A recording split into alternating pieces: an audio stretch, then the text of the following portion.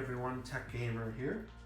For this video, we're going to be trying out our brand new T.FLIGHT HOTAS 1 flight stick from THRUSTMASTER. As you can see here, we have got Microsoft's flight simulator all loaded up. We are playing this on a Xbox Series X, and we are ready to get started.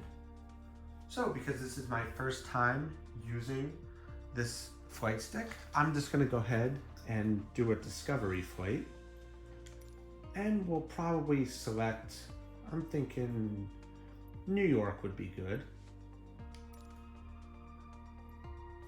and we'll be starting out over Central Park. So let's go ahead and get it started.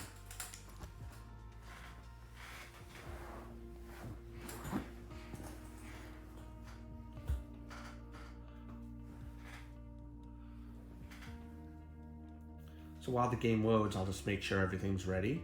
We've got our THRUSTMASTER joystick flat powered on. Throttle's at 100% because I'm starting out in the air.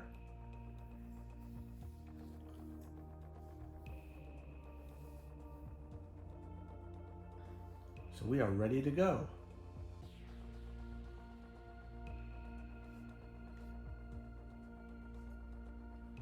Okay, we are ready to fly.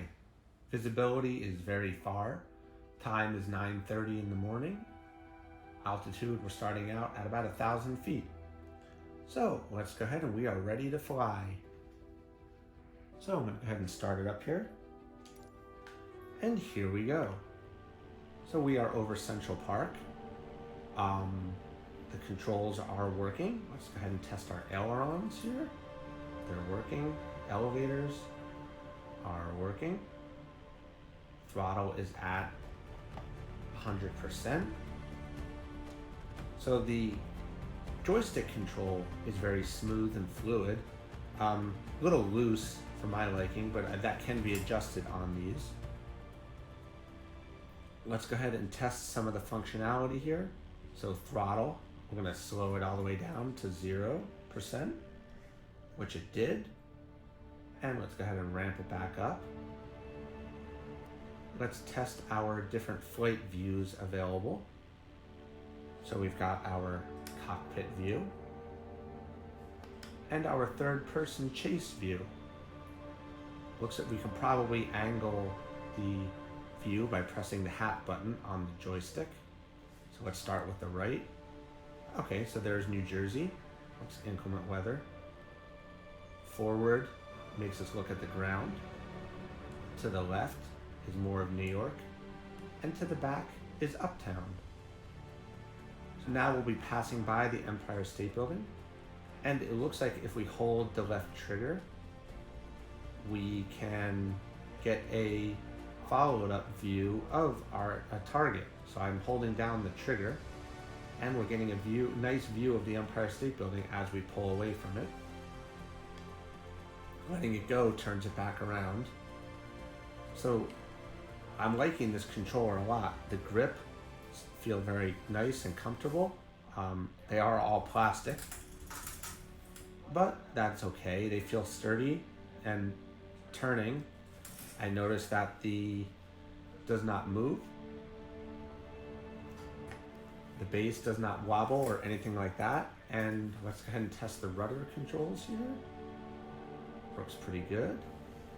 So let's go ahead and check out the Brooklyn Bridge here. We'll do some more precision flying. On the back side of the throttle, looks like we've got some buttons. We've got buttons here. Let's see what these do.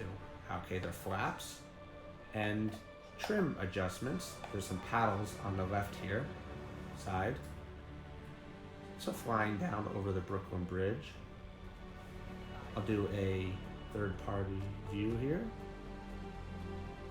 Get a nice shot of the bridge as I pull away.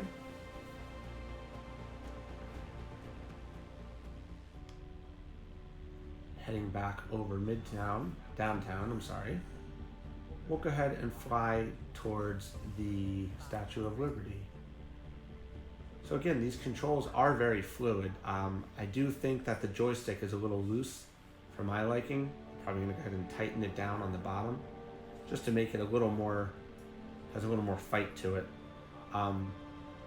These buttons don't look like they do anything. The standard Xbox buttons are all right here. They probably because the defaults are not set. So let's go ahead and slow down a little bit here. We'll do a fly around of the Statue of Liberty. So we'll go ahead and lock onto it here.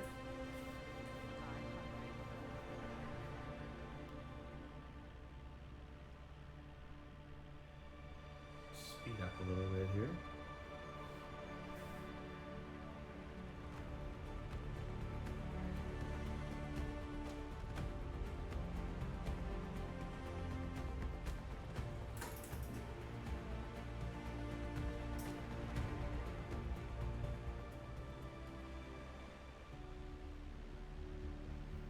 And we'll do a turn and head back up to Manhattan. Again, following the view of the Statue of Liberty here.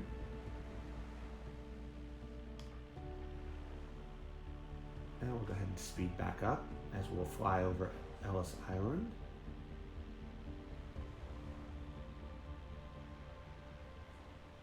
So the controller is very responsive, so is the throttle. The throttle controls are a little light. Feels like there's a lot of play in it, but in reality there's not. It just feels like there is.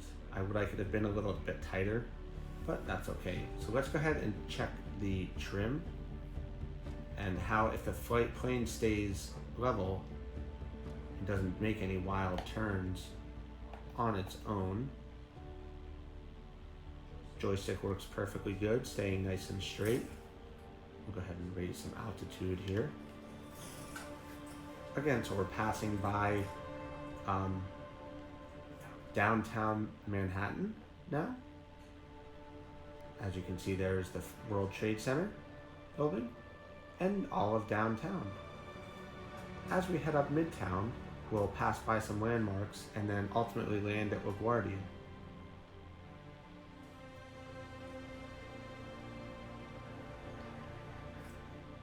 There's some other buttons on this joystick that I'm trying out. It looks like the F2 button here centers your point of view back to whatever view you're on. B2 doesn't look like it actually does anything. And they're probably just because the defaults are not set. So let's switch to cockpit view for a little bit while we're heading over Midtown. Again, let's try the hat switch here. To the right, down, looks at the instrument panel. Up focuses in your view out the window. And to the left, just looks out the left window. I believe if you use the Xbox controller, you can have a free range look. So it's probably best to keep both side by side when you're using this flight stick.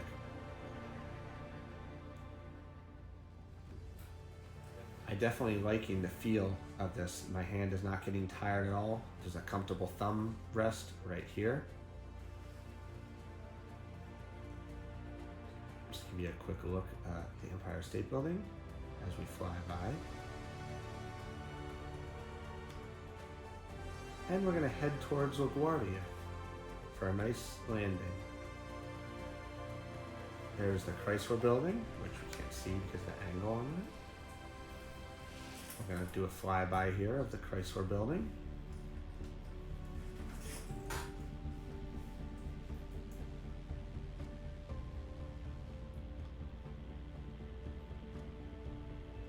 I definitely think that this THRUSTMASTER flight stick is a very good entry-level joystick for controlling all sorts of airplanes in different games. This flight stick works on the Xbox and the PC. So if you've got any kind of flight simulator, airplane game, this joystick would be amazing for it.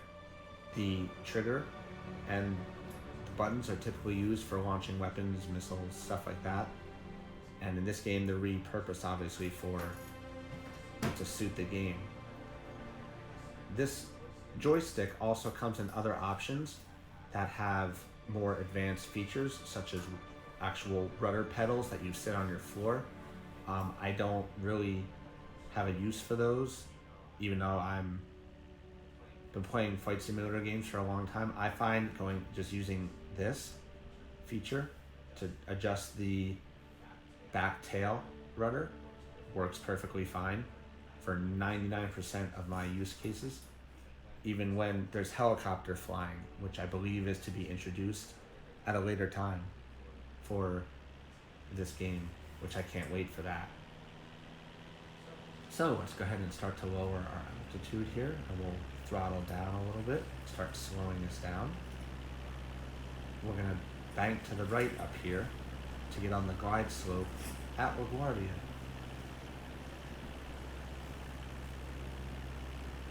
I definitely like how this unit does not move at all, and you have the flexibility to leave the throttle attached to the flight stick, or you can detach it and keep them separated, such as if you were playing on a couch or a chair. The cable that runs in between is a good couple of feet long.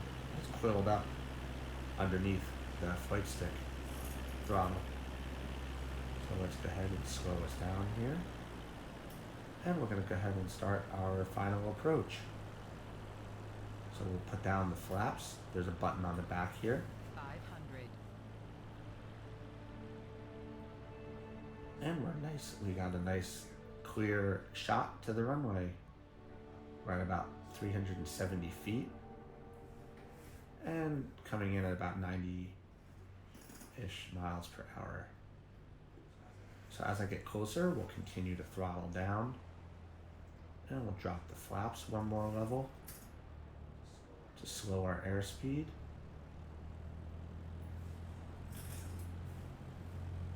The precision on this joystick is definitely very nice. Even the slightest move translates to a movement on the screen near instantaneously. So go ahead and we're going to throttle down all now. Put our flaps down and come in for a nice soft landing.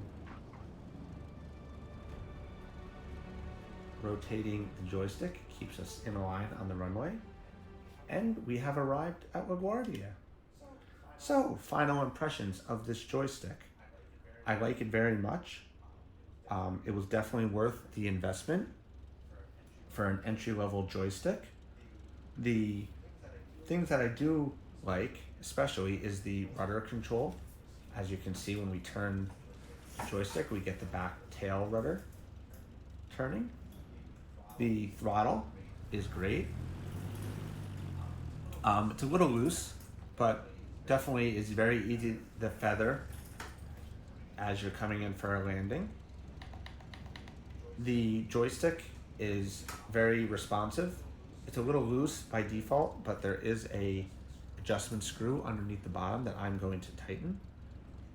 The buttons are laid out in a very nice position. We've got X, A, B, Y, the usual Xbox buttons, plus a couple extras here. Previous, next, B5. We've got our heads-up display adjustment or third-party chase view adjustment. We've got a button here that centers our view wherever we are. The trigger locks onto a landmark. In this case, it's LaGuardia where we are. And this button does not do anything. So overall, I'm very happy with this joystick. Does exactly what I need it to do. Has all the functionality I need right in the palm of my hands in a nice, comfortable setup. And definitely worth the investment. This was about $90, maybe about $100 with shipping. And I think it's definitely a very good buy if you're into flight simulator games like I am. So thank you everyone for watching this video. If you would, please like it. And if you also would, please subscribe to the channel, as we're going to be having some more new and exciting things coming soon. Thank you everyone.